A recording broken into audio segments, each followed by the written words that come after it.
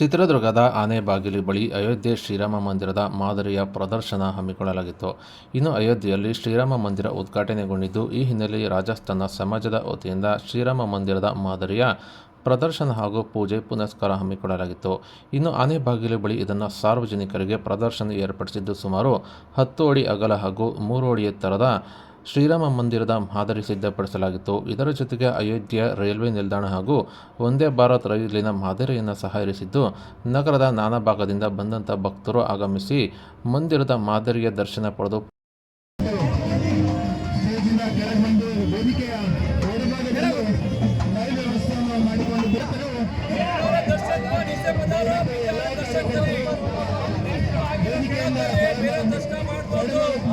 ಕೇಳ್ಕೊಂತೀನಿ. ಎಲ್ಲ ಕಾರ್ಯಕರ್ತರನ್ನು ವಿನಂತಿ, ವೇದಿಕೆಯ ಎಡಭಾಗದಲ್ಲಿ ಬರ್ಬೇಕಂತ ಕೇಳ್ಕೊಂತೀನಿ.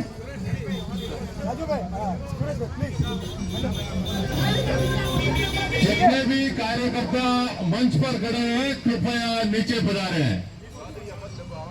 मात्र 2 कार्यकर्ता मंच पर खड़े हैं, जल्दी से जल्दी नीचे पधारें.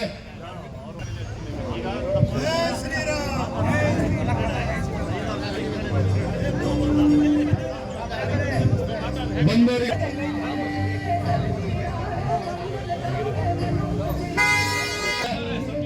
ಅಯೋಧ್ಯ ನಗರದಲ್ಲಿ ನಡೆಯುತ್ತಿರುವಂತಹ ಪ್ರತಿಷ್ಠಾಪನೆಯ ಲೈವ್ ಶೋ ಜನ್ಮಭೂಮಿಯಲ್ಲಿ ಇವತ್ತು 12:30 ಸುಮಾರಾಗಿ ರಾಮಲಲ್ಲನ ಪ್ರತಿಷ್ಠಾಪನೆ ಆಗಲಿದೆ.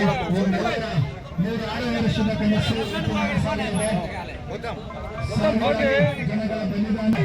ಈ ಕಾರ್ಯಕ್ರಮ ಹಾಗೂ ಈ ರೈಲು ವ್ಯವಸ್ಥೆ ನೋಡುವ